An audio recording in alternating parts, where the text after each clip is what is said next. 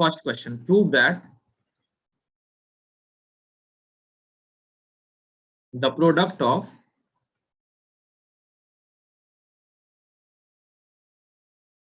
two consecutive integers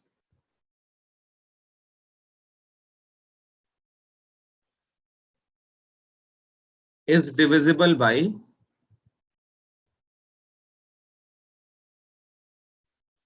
2 या slash even.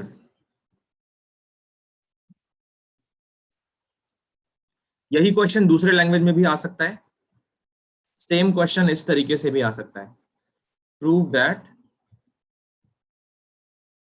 That n square plus n is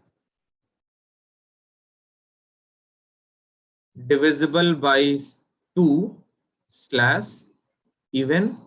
एक और language है इसकी, n square minus n is divisible by 2 slash even. तो इतने सारे तरीके से ये क्वेश्चंस पूछा जा सकता है। देखोगे सॉल्व कैसे करेंगे? n कॉमन ले लेंगे ऑब्वियसली। देखो कौन सा टाइप का आता है, फिर कैसे उसको हम टैकल करेंगे।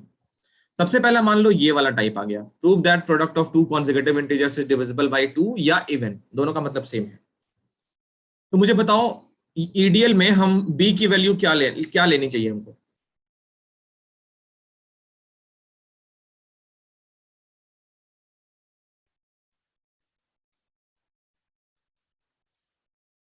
बताओ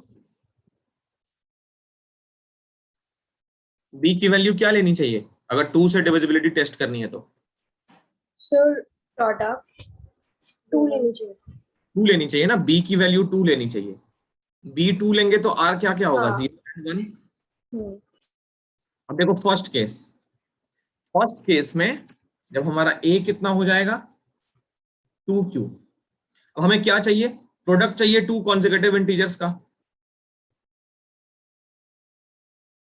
देखो प्रोडक्ट कैसे लिखेंगे, फर्स्ट नंबर हो गया 2q और उसके बाद का नंबर क्या होगा 2q प्लस 1। अब ये जो प्रोडक्ट है ना वही हमें दिखाना है कि 2 से डिविजिबल है। प्रोडक्ट को हमें दिखाना है कि 2 से डिविजिबल है। तो इसमें से क्या करोगे? देखो इसको मल्टीप्लाई करके 2 कॉमन नहीं करेंगे, हम सीधा 2 का फैक्टर चेक करेंगे। यहां 2 कॉमन आ जा रहा है, पहले पार्ट से 2 कॉमन आ जा रहा है, जो बच गया है उसको ऐसे लिख देते हैं। तो क्या बन गया 2m where m is equal to q into 2q plus 1 equal to integer. ठीक है, सेकेंड पार्ट देखो, जब हमारा a कितना हो 2q प्लस 1, तो फिर से निकालते हैं प्रोडक्ट। तो प्रोडक्ट हो जाएगा 2q प्लस 1 फर्स्ट नंबर और उसके बाद वाला नंबर क्या होगा 2q प्लस 2। यस, 2 कहां से कॉमन आ रहा है? तो सेकंड ब्रैकेट से 2 कॉमन आ रहा है। रिमेनिंग पार्ट्स को ऐसे लिख देते हैं। ये क्या बन गया 2m where m is equal to 2q plus 1 into q plus 1 equal to integer. ठीक है, देखो दोनों पार्ट्स में 2m बना दिया हमने, मतलब वो इवन या डिविजिबल बाय 2 प्रूव हो गया। लास्ट की लाइन लिख लोगे, hence product of two consecutive integers is divisible by 2।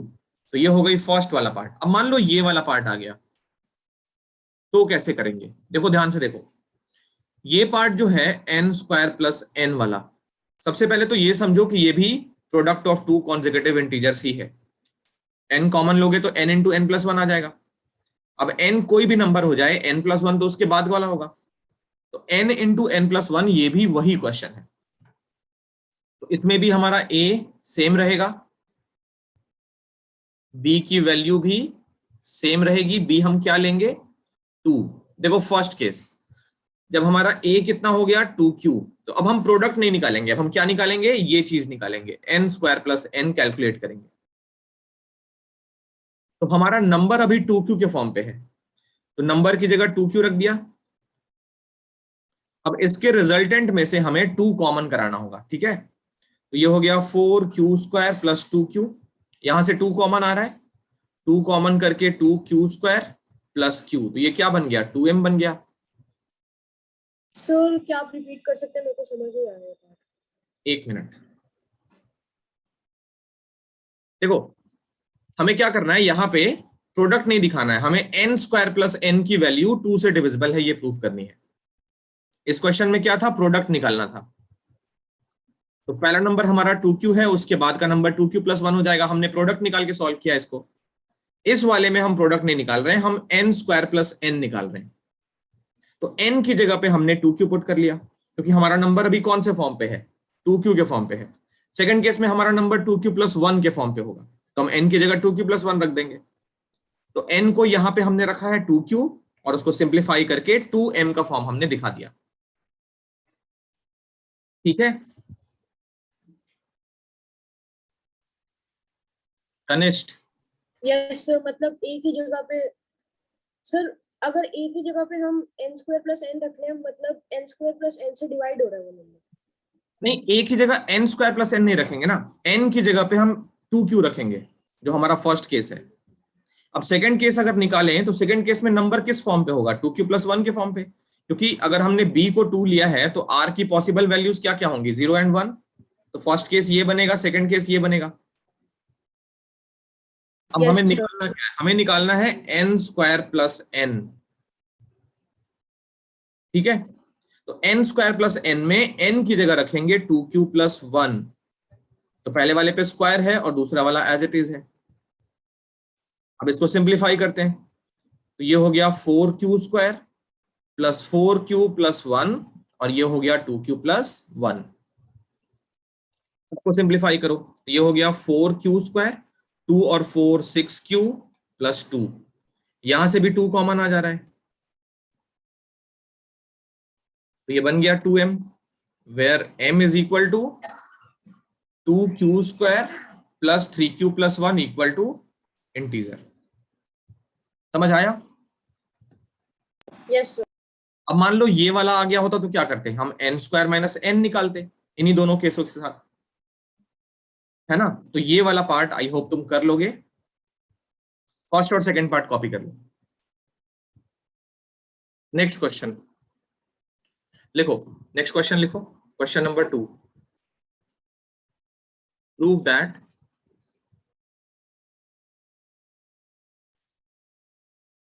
The product of 3 consecutive integers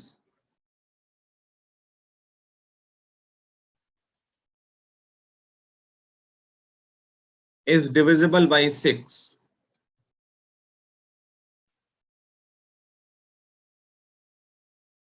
इसका एक सेकंड लैंग्वेज भी है। Prove that n cube minus n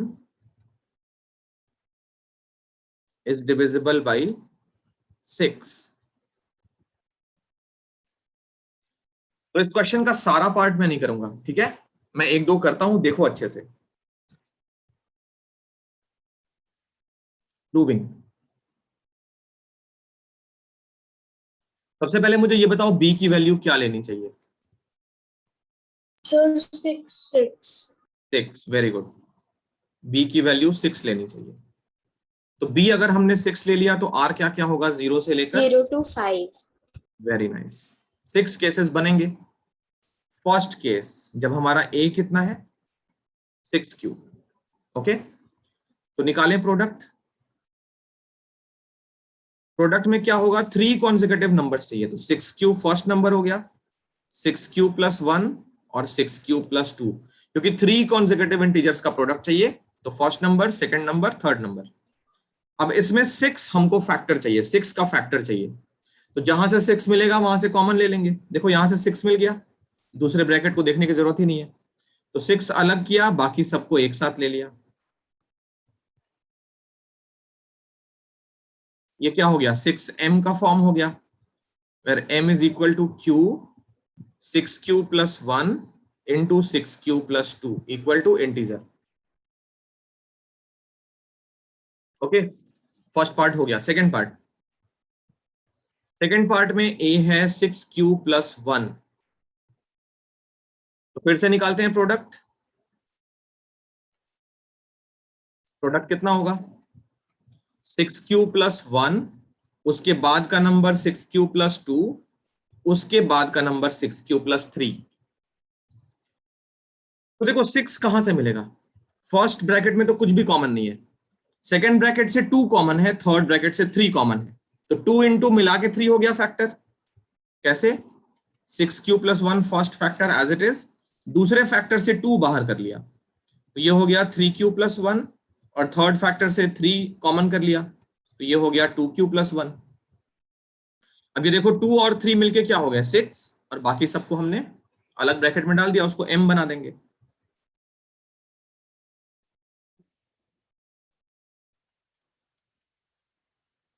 तो ये हो गया 6m, where m is equal to 6q+1, 3q+1 into 2q+1 equal to integer.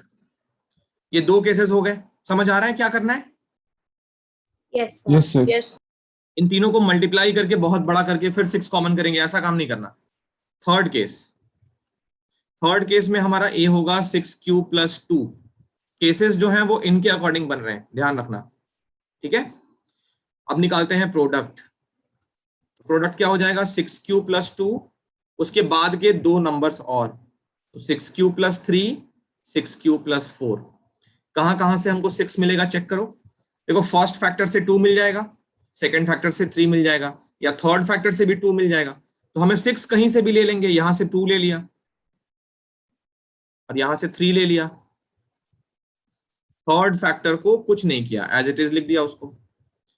ये हो सर गया। इस चीज में मैं एक क्वेश्चन पूछना चाहता हूँ, जैसे कि हमने सेकंड केस लिया तो हम इस फर्स्ट टर्म से ही 6 कॉमन लेके उसकी सेकंड 6q+1/6 नहीं लिख सकते?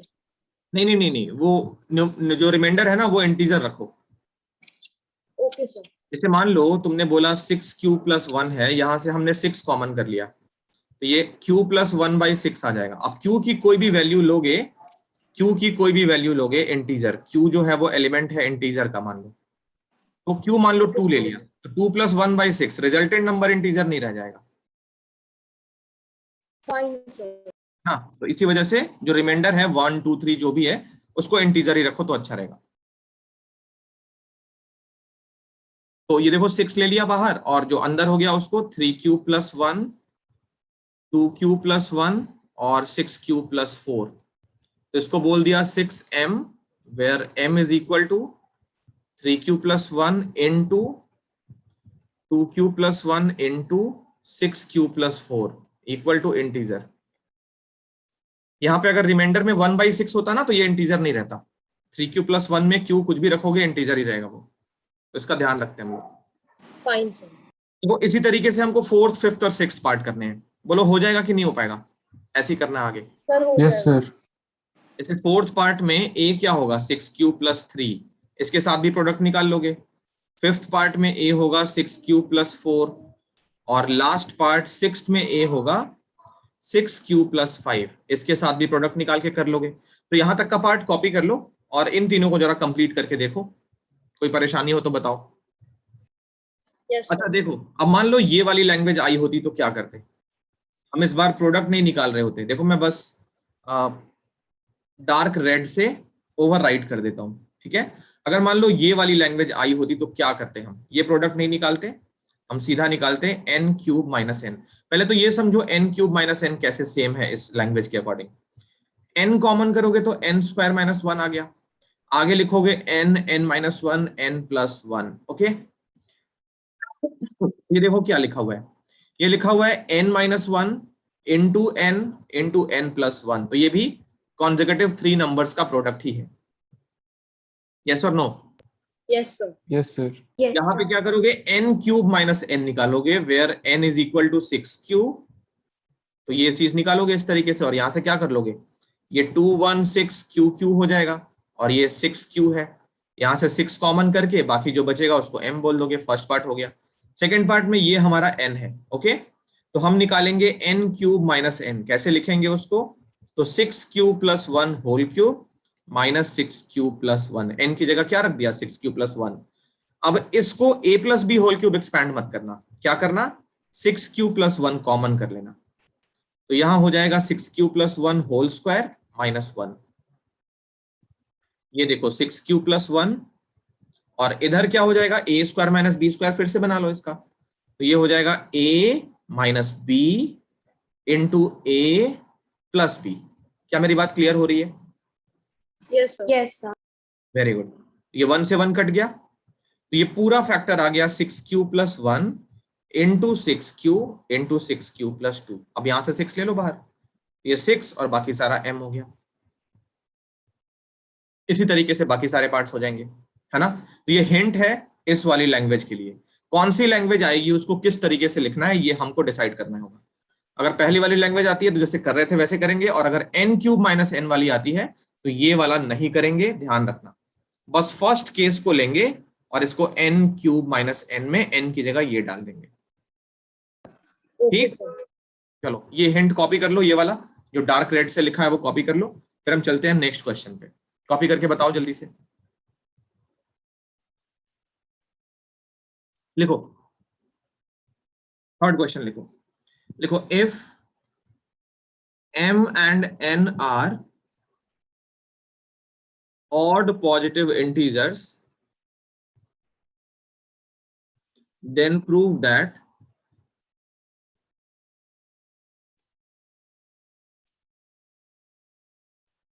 m square plus n square is even but not divisible by 4। not divisible by 4, ये क्वेश्चन है। m and n are odd positive integers, then prove that m square plus n square is even but not divisible by 4।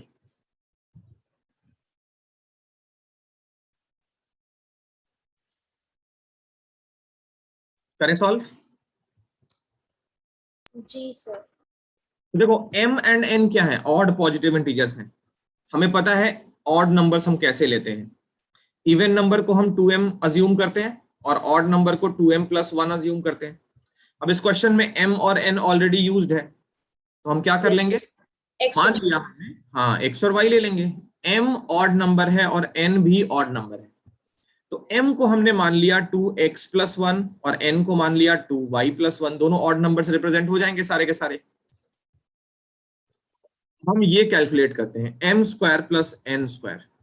देखो तो ये हो गया 2x+1 whole square और 2y+1 whole square, तो ये कितना आएगा, 2x+1 का होल स्क्वायर हो गया 4x स्क्वायर प्लस 4x+1, और 2y+1 का होल स्क्वायर कितना हो गया, 4y स्क्वायर प्लस 4y+1। तो ये देखो 4x square plus 4y square plus 4x plus 4y+2। देखो यहां से क्या हो रहा है, यहां से 2 कॉमन आ रहा है सारे नंबर्स में से, मतलब ये इवन तो हो गया, बट 4 कॉमन नहीं आ रहा सिर्फ इस 2 की वजह से। इस 2 के पास भी अगर 4 होता तो हम बोलते 4 से भी डिविजिबल है ना। तो हम क्या करेंगे, इसको 2m के फॉर्म पे दिखाएंगे। पहले 2 कॉमन कर लिया तो ये हो गया 2x स्क्वायर, फिर 2y स्क्वायर, फिर 2x, फिर 2y+1। इसको हमने लिख दिया 2r, where r is equal to 2x square 2y square plus 2x plus 2y+1 equal to integer. तो ये इवन तो हो गया, बट 4 से डिविजिबल नहीं है क्योंकि 4 का फैक्टर नहीं बन रहा है ना। It is not divisible by 4, not divisible by 4 as we don't have 4 as a factor। 4 का फैक्टर नहीं है, ठीक है, और ये क्वेश्चन हो गया ट्रू। समझ आया? Yes sir. चलो कॉपी करो, ये इंपॉर्टेंट था। तो next question, fourth one, if n is odd positive integer, n is the odd positive integer, then prove that n square minus 1 is divisible by 8. So this is the question.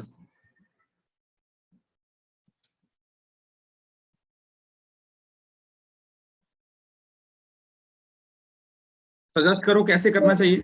So n is equal to 2x plus 1. n is equal to 2x plus 1. बहुत बढ़िया. किसी को 8 से divisible proof करना हो तो b की value 8 लेके, ये तो माइंड में आ रहा है किसी के? Yes sir. फिर हम 8 कॉमन लेके 8m के फॉर्म में लिख सकते हैं. देखो इसमें क्या करना है, n की वैल्यू हम क्या लेंगे वो तो बात की बात है. वैसे n ऑड पॉजिटिव इंटीजर है. देखो बहुत ध्यान से सुनो मेरी बात. हमें प्रूफ करना है n square minus 1 is divisible by 8. तो जो जनरल प्रोसीजर होता है वो ये बोलता है कि b की वैल्यू 8 ले लेनी चाहिए. तो सोचो अगर b हम 8 ले लेंगे तो r की वैल्यू क्या क्या होगी? 0 1 7 तक. सर अगर हम b 2 ले तो अगर नहीं सर 2 नहीं ले सकते. तो फर्स्ट केस क्या बनेगा? 8 क्यूब. सेकंड केस क्या बनेगा? 8 क्यूब प्लस 1. थर्ड केस क्या बनेगा? 8 क्यूब प्लस 2. फोर्थ केस क्या बनेगा? 8 क्यूब प्लस 3. फिफ्थ केस क्या बनेगा? 8 cube plus 4. Sixth case 8 cube plus 5. Seventh case 8 cube plus 6 और लास्ट केस बनेगा 8 क्यूब प्लस 7. अब इसने बोला है कि नंबर हमारा ऑड पॉजिटिव इंटीजर होना चाहिए. तो देखो अगर हमने b को 8 ले लिया सॉल्व तो हो जाएगा, बट कितने केसेस बनेंगे? देखो ये वाला केस तो इवन नंबर का है तो ये डिस्कस नहीं करना है हमको. ये लेना पड़ेगा, मतलब n को क्या करना पड़ेगा? 8 क्यूब प्लस 1 लेना पड़ेगा और n स्क्वायर माइनस 1 निकालना पड़ेगा. तो 8 क्यूब प्लस 1 का होल स्क्वायर माइनस 1, ये सॉल्व करोगे 8m का फैक्टर बन जाएगा. ये केस नहीं करेंगे क्योंकि ये इवन है तो इसको नहीं करना पड़ेगा, ये करना पड़ेगा, ये ऑड होता है. q की वैल्यू कुछ भी ले लो, 8 क्यू प्लस 3 ऑलवेज ऑड है. तो इसमें भी हमको ये केस दिखाना पड़ेगा, n स्क्वायर माइनस 1 करके ये 8m बन जाएगा. ये केस नहीं करेंगे क्योंकि ये इवन है, ये केस करना पड़ेगा. ये नहीं करेंगे, ये इवन है, ये केस करना पड़ेगा. तो 4 केसेस सॉल्व करने पड़ेंगे अगर हम b को 8 लेते हैं तो.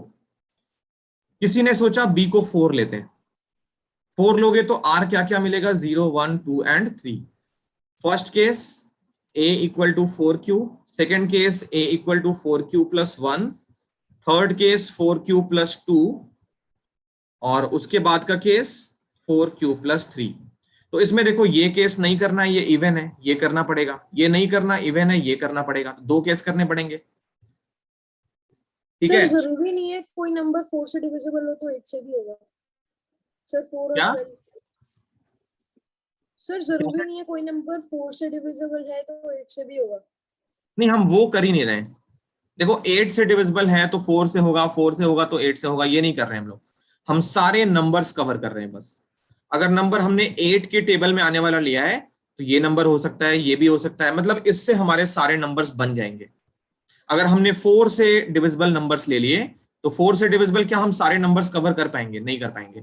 कुछ नंबर्स ऐसे होंगे जिनमें 4 से डिवीजन हो जाता है, कई होंगे जिनमें 1 रिमाइंडर आता हो, जिसमें 2, जिसमें 3 रिमाइंडर आता हो.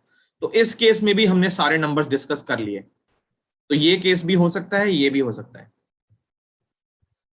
अब मान लो हमने b को 2 ले लिया तो सवाल ये उठता है कि अगर हमने b को 2 ले लिया तो a इक्वल टू 2 कॉमन नहीं आएगा और 2q प्लस 1 सेकेंड केस. क्या इन दोनों केसेस से हमने सारे नंबर्स कवर कर लिए? तो हाँ कर लिए. अब इसमें से हम वही केस सॉल्व करेंगे जो ऑड नंबर बताता है. ये वाला तो इवन है तो ये केस हमको डिस्कस नहीं करना है, सिर्फ एक केस डिस्कस करना पड़ेगा. तो b इक्वल टू 2 लेके सबसे बढ़िया है. और वैसे भी देखो ना, हमें ऑड नंबर्स हमेशा 2x प्लस 1 के फॉर्म पे लेना चाहिए, है कि नहीं? Yes sir. आई थिंक हमने सब कुछ डिस्कस कर लिया. हाँ तो सर हम यहाँ पे क्यूब, यहाँ पे जो हमारा n है, पहले हम 2q प्लस 1 के फॉर्म में लिखेंगे, उसके बाद 2q प्लस 1 को हम n की जगह सब्स्टिट्यूट कर देंगे और उस पर से सॉल्व कर देंगे. हाँ. लेकिन ये 4 लेके भी हो जाएगा, 8 लेके भी हो जाएगा. 4 लेके हमें 2 केस डिस्कस करने पड़ेंगे, 8 लेके हमें 4 केस डिस्कस करने पड़ेंगे. ठीक है, तो हम ये वाला मेथड सीधा अप्लाई करेंगे. तो देखो क्या करते हैं, n स्क्वायर माइनस 1 ए को रख लिया 2q+1। मैं इसमें एक बहुत ही ट्रिकी सा सवाल पूछूंगा, तो ध्यान से देखते रहो। देखो इसको सिंप्लीफाई करते हैं। ये हो गया 4q² + 4q+1 - 1। ओके, ये 1 से 1 कट गया, यहां से 4 कॉमन ले रहे हैं, तो ये हो गया q²। अच्छा, 4q² + 4q, ये बच गया पहले यहां तक। तो अब इसको 8 का फैक्टर कैसे बनाएंगे, ये मेरा सवाल है। यहाँ तो 4 का फैक्टर बनता हुआ दिख रहा है, दिमाग लगाओगे तब मालूम चलेगा ये 8 का फैक्टर भी बन रहा है। तुम्हें वही सोच के बताना है कि 8 का फैक्टर कहां से बनाए। बताओ सोच के।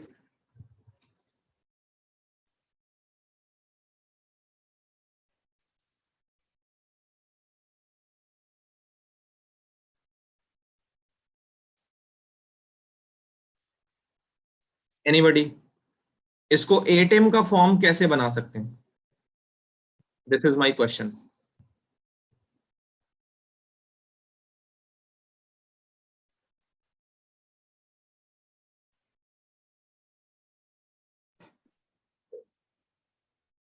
करने हैं। देखो यहाँ पे इसको 8m का फॉर्म कैसे बनाएंगे, बहुत ध्यान से सुनो। 4 कॉमन करो और q भी कॉमन करो इस बार। यहां बचेगा q+1। अब कोई ये ना कहे कि हमने q क्यों कॉमन किया है।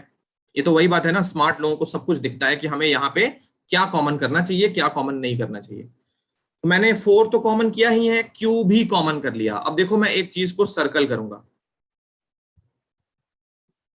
क्या तुम्हें इसके बारे में पता है ये क्या है? ये दोनों क्या है, बता सकते? Sir consecutive numbers. हाँ, ये कॉन्सेक्यूटिव इंटीजर्स हैं। तो क्या इनका प्रोडक्ट इवन नहीं होता है? बोलो बोलो। होता है। थोड़ी देर पहले ही प्रूव किया है। Yes sir. Product of 2 consecutive integers is always even. और हम इवन नंबर को तो 2m के फॉर्म पे लिखते ही हैं, तो इसको 2m लिख दिया, इवन नंबर 2m होता है। तो 8m हो गया, ये हो गया प्रूफ। बोलो ठीक है। Yes yes sir. क्वेश्चन बहुत ही अच्छा था, कॉपी करो इसको। सर। तो नेक्स्ट क्वेश्चन लिखो, 5th।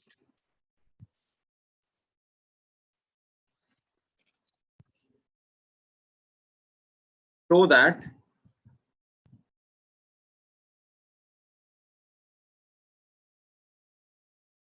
the square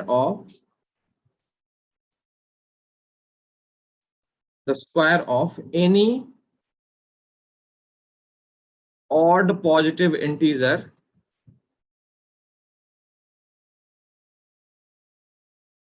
is of the form 8m+1। किसी भी ऑड पॉजिटिव नंबर का जो स्क्वायर होगा वो 8m+1 के फॉर्म पे होगा, ये प्रूफ करना है।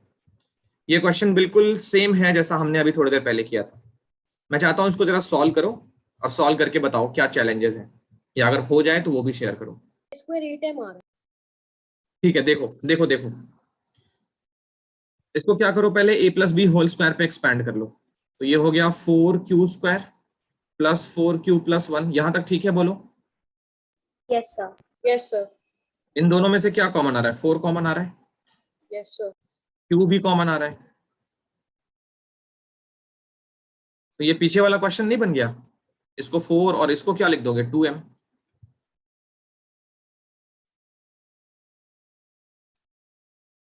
तो पर दूसरी साइड a स्क्वायर है तो अंडर रूट नहीं आ जाएगा इस पे? यहाँ पे क्यों नहीं लिख सकते हम लोग 2m? दूसरी साइड का मतलब है, उससे क्या मतलब है हमको? सर सिर्फ नहीं, एंड इस- रिजल्ट में a स्क्वायर = 8m+1 आ रहा है, तो सर हाँ, उस a को लाने के लिए तो अंडर रूट 8m+1 करना पड़ेगा ना। हमें इस नंबर को प्रूव नहीं करना है, नंबर के स्क्वायर को प्रूव करना है 8m+1। तो वहां पे क्यों हम a² से स्क्वायर क्यों हटाएंगे? Okay number sir. ए था ना, नंबर का स्क्वायर तो हमेशा इस फॉर्म पे ही आएगा। यहाँ पे ऐसे लिख लो।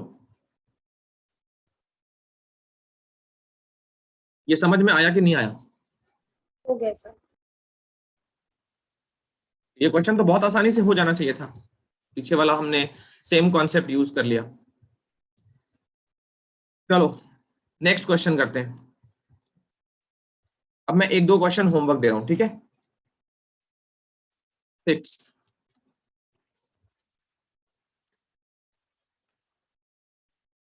prove that square of any positive integer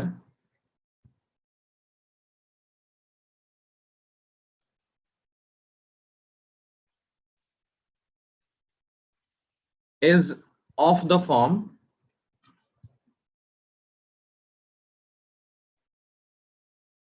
4q और 4q plus 1, ये वाला कर लोगे। Next, prove that cube of any positive integer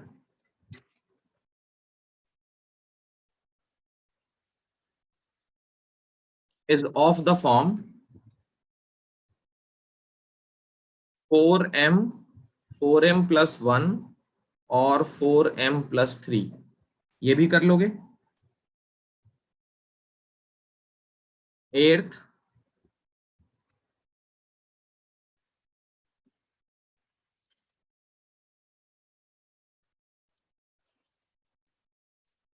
square of any odd positive integer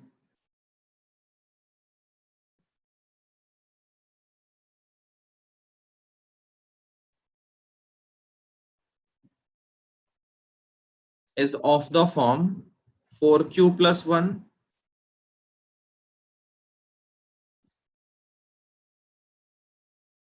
prove that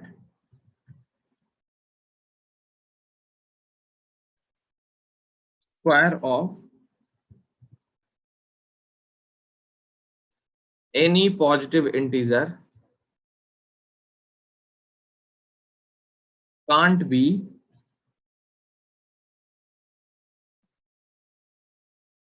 in the form 5q plus 2 और 5q plus 3। तो ये 4 questions homework है, इनको कर लेना, इन्हीं के जैसे हैं ये, फटाफट इनको लिख लो, फिर हम नेक्स्ट करेंगे। Sir done. ओके,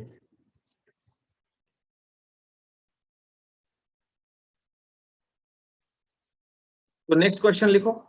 अब देखो 3 क्वेश्चन है, इसमें से मैं एक कराऊंगा, एक करने को दूंगा और एक होमवर्क होगा। क्वेश्चन नंबर जो भी है वो शायद 10th है, मैं पहले इनको लिख लेता हूँ, सारे क्वेश्चंस को लिख लेता हूँ। 3 क्वेश्चंस हैं अभी, ठीक है, तीनों बहुत ज्यादा इंपॉर्टेंट। क्वेश्चन नंबर 10, 11 और 12 मैं टाइप करता हूँ, बहुत देर से लिख रहा हूँ। देखो ये क्या है, प्रूव दैट, मेरे साथ साथ लिख लेना question. Prove that one and only one out of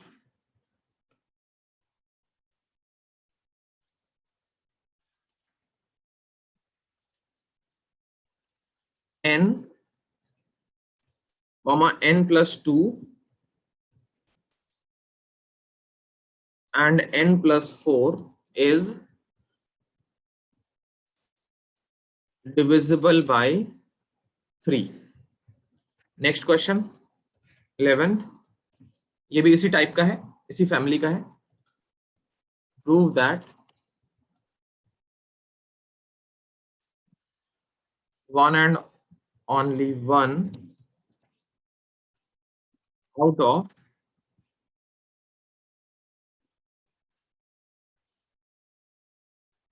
n comma n plus 3 comma n plus 6 और n plus 9 is divisible by 4। And last part इसके जैसा ही है, 12th, prove that one and only one out of n plus 4 n plus 8 n plus 12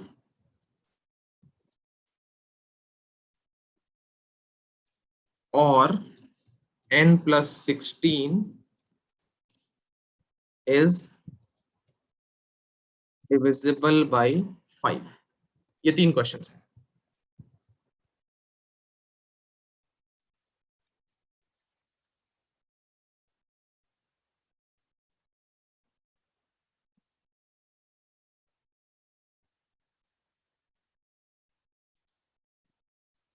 करें solve? Yes sir. देखो इसमें मैं करूंगा 11th वाला, ये बीच का है, मतलब पहला वाला तो बहुत ही सिंपल है, दूसरा वाला टफ कोई भी नहीं है, स्टेप्स थोड़े ज्यादा होंगे, तो मैं करता हूँ 11th वाला। देखो इसको हम करेंगे एक टेबल बना के। टेबल से क्या होता है, प्रेजेंटेशन बहुत अच्छा हो जाता है। देखो 11th, सबसे पहले तो 4 से हमको टेस्ट करना है डिविजिबिलिटी, तो बी क्या ले लेंगे, 4 4 4, b q plus r 0 r b and b की value 4, therefore r is equal to 0 1 2 and 3। उसके बाद बना लेंगे टेबल। देखो टेबल कैसे बनाएंगे, कहां कहां क्या क्या लिखेंगे।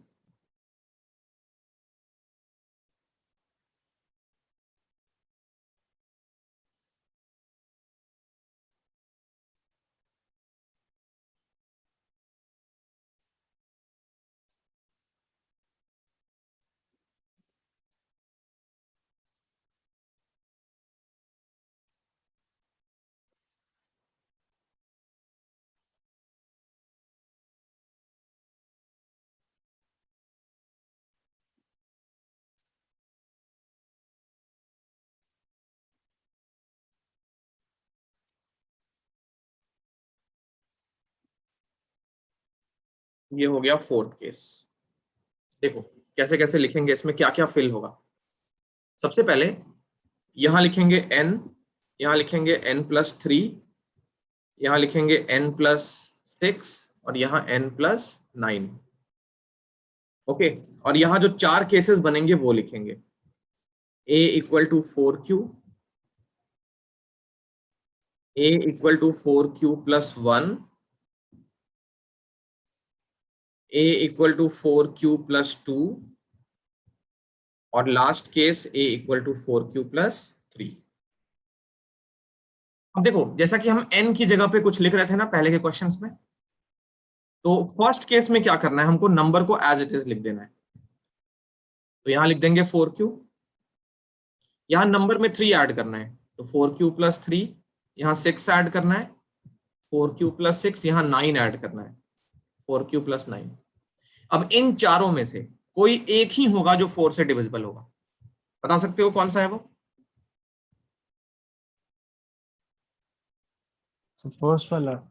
फर्स्ट वाला ऑब्वियसली। तो इसको हम क्या करेंगे, 4 और ब्रैकेट में q, मतलब ये 4m हो गया, where m is equal to q equal to integer, और बाकी केसेस को छोड़ देंगे वैसे ही। सेकंड केस में हमारा नंबर एज इट इज लिख देंगे। पहले नंबर में 3 ऐड करेंगे, तो इसमें अगर 3 ऐड करोगे तो क्या हो जाएगा, 4q + 4। इस नंबर में 6 ऐड करोगे तो क्या हो जाएगा, 4q + 7, और 9 ऐड कर दोगे तो 4q + 10। तो इन चारों में से भी कोई एक ही होगा जो 4 से डिविजिबल होगा। कौन सा है वो? सर सेकंड वाला, सेकंड वाला। उसमें 4 कॉमन आ जाएगा तो q + 1 और फिर q + 1 m बन जाएगा। 4m हो गया इसको, और m की जगह पे हमने क्या लिख दिया, q + 1 = इंटीजर। थर्ड केस, जब नंबर हमारा 4q + 2 है, तो यहाँ नंबर एज इट इज लिख दिया, यहाँ पे नंबर में 3 ऐड कर लिया, तो 4q + 5, यहाँ पे 6 ऐड कर लिया, 4q + 8, यहाँ पे 9 ऐड कर लिया, तो 4q + 11। इन चारों में से भी सिर्फ एक ही होगा, थर्ड वाला। थर्ड वाला। ये हो गया 4m, where m is equal to q + 2 equal to integer। Third case, ये हो गया 4q + 3, 4q + 6, 4q + 9, और ये कितना हो गया, 4q + 12। इसमें ये फोर्थ वाला होएगा, 4 कॉमन किया तो q + 3, ये हो गया 4m, m where = m q is equal + 3। to q + 3 equal to integer। तो देखो केसेस कोई भी हो, इन चारों में से सिर्फ एक ही है जो 4 से डिविजिबल है, तो लास्ट में लाइन लिख दोगे hence one and only one. तो क्या लिख रहा हूं मैं, one and only one out of n comma n plus 3, n plus 6 और n plus 9 is divisible by 4। ये हो गया प्रूफ। अब तुम्हें बाकी बचे दोनों क्वेश्चंस कर लेने हैं, ठीक है। 11th कॉपी कर लो।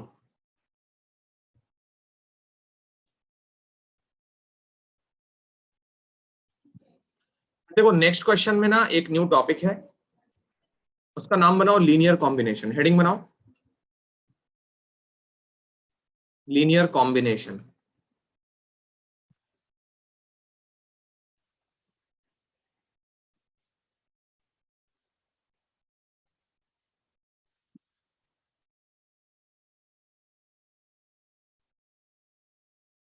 क्वेश्चन लिखो, if D is the HCF of 56 and 72, sir linear combination NCERT में नहीं है? नहीं, then D is the HCF of 56 and 72, then find the value of X and Y. Find the value of X and Y